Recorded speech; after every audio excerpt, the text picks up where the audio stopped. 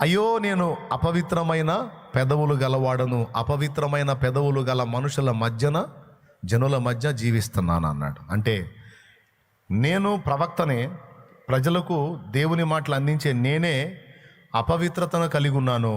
So నేనే మురికయ్యానంటే నా ప్రజలు కూడా మాలిన్యం చేతనే ఉన్నారు. నేను ఎలాగో నా ప్రజలు కూడా అలాగే. అప్పుడు ఆ శరాపులలో ఒక అతను వచ్చాడు. ధూపార్తుంది కదా, కారు పట్కారు అంటారు, నిప్పు బొగ్గు పట్టుకునేది. కారుతో ఆ నిప్పును తీసుకున్నాడు, తీసుకొచ్చి యెషయా పెదవులకు తగిలించాడు, అగ్నిని తగిలించాడు. అగ్ని దేనికి గుర్తున్నాను నేను? పరిశుద్ధతకు గుర్తు. ఆ పెదవులను, అగ్నిని ఆ పెదవులకు టచ్ చేసి, ఇదిగో నీ పాపమునకు ప్రాయశ్చిత్తము జరిగింది అన్నాడు. దేవుడు ఇలా చేస్తాడు. నేను పాపిని అని ఒప్పుకున్నప్పుడు సరేలేపో అనడు. ఇది మనం గుర్తుపెట్టుకోవాలి. మీరు నేను కూడా మనందరం నేను పాపిని ప్రభువా, అయ్యో నేను ఈ విషయంలో పాపం చేశాను అని నువ్వు అన్నప్పుడు దేవుడు సరేలేపో అనడు. ఖచ్చితంగా దానికి ప్రాయశ్చిత్తం ఏంటో తండ్రి ముందు యేసయ్య చేసి అప్పుడు మనల్ని ముందుకు పంపిస్తాడు. ప్రాయశ్చిత్తంగా తన రక్తమునే చూపిస్తాడు. ఇప్పుడైతే నిప్పును తీసుకొచ్చి నీ పెదవులకు తగిలించే ఛాన్స్ లేదు. అగ్ని, దహించు అగ్ని అయినటువంటి యేసు రక్తము కూడా అగ్నియే. ఆ అగ్ని, ఆ యేసు రక్తము చేత మనల్ని కడిగి పవిత్రపరచి ప్రాయశ్చిత్తం అందరించి వెళ్ళంటాడు. నీ దోషములను ఎన్నిసార్లు నువ్వు ఒప్పుకున్నావో, నా దోషములు ఎన్నిసార్లు నేను ఒప్పుకున్నాను, అన్నిసార్లు ప్రాయశ్చిత్తం చెయ్యకుండా మనల్ని దాటనీయలేదు. మన పక్షమున విజ్ఞాపన చేశాడు. అంతేకాదు ప్రాయశ్చిత్తార్థమైన రక్తమును తండ్రికి చూపించి, అదిగో నా కుమారుడి దోషం, ఇదిగో ప్రాయశ్చిత్తం తండ్రి అన్నాడు.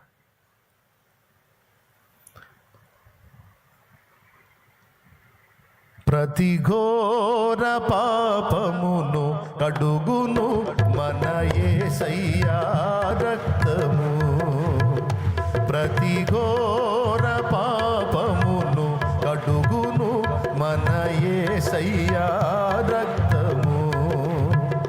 బహు దుఃఖములో మునిగెనే,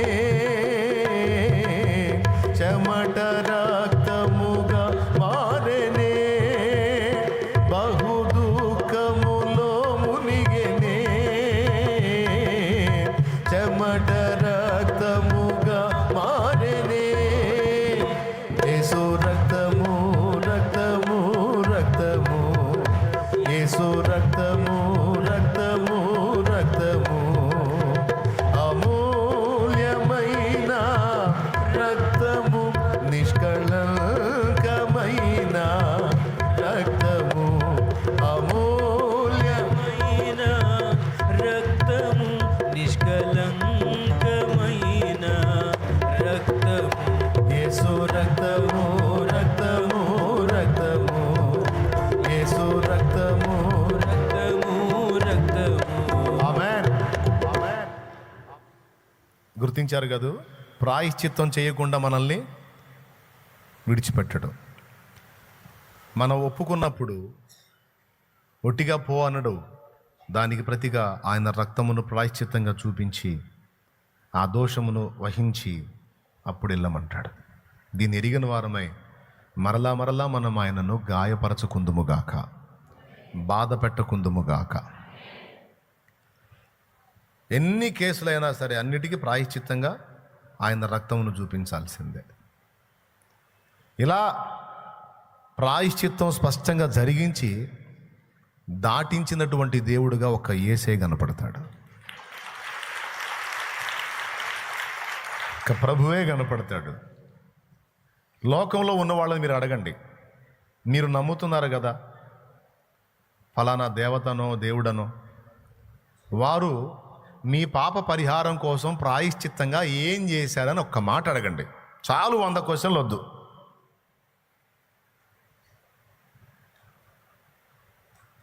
ఏంటి ఆ ప్రశ్న ఏంటి మీరు చెప్పండి. మీరు సేవించుచున్నవారు, లేక మీరు ఆరాధిస్తున్నవారు, లేక మీరు మ్రొక్కుతున్నవారు మీ పాపముల పరిహారం కోసం ప్రాయశ్చిత్తంగా ఏం చేశారు? మీ కొరకు వారు ఏం చేశారు అడగండి. మీరు కనీసం వాళ్ళు ఆలోచిస్తారుగా, నిజమే కదా ఏం చేశారని. చెప్పటం ఏం చెబుతున్నారు పెద్దలు? నీ పాపాలకు పరిహారంగా ప్రాయశ్చిత్తంగా నువ్వు ఫలానా వస్తువు తీసుకొచ్చి ఇచ్చేసాయి, ఫలానా అర్పణ తెచ్చి ఇచ్చేసాయి, అది తీసేసుకొని దేవుడు కేసు కొట్టేస్తాడు. ఇదంతా కొంచెం లంచాల వ్యవహారంగా లేదు. అట్లా కుదిరిద్ది? అట్లా మనస్సాక్షి ఒకటి ఉందిగా, నీతి న్యాయం సత్యం ధర్మం అనేవి ఉన్నాయిగా. నువ్వు కళ్ళు మూసుకున్నావు, నేను కూడా మూసుకోమంటావా? అందుకే నేను ఆలోచించా, ఏ న్యాయం ప్రకారం నేను ఇచ్చిన దాన్ని తీసుకొని వదిలేస్తావు? నా పాపానికి నువ్వు ఎట్లా చూపించావు ప్రాయశ్చిత్తం ధర్మశాస్త్ర ప్రకారం? పాత నిబంధనలో సైతం పాప పరిహారార్థమై అగ్ని తగిలించాల్సి వచ్చింది. పెదవులకు నిప్పు తగిలించినప్పుడు ఏమైద్ది? హాయిగా ఉంటుందా?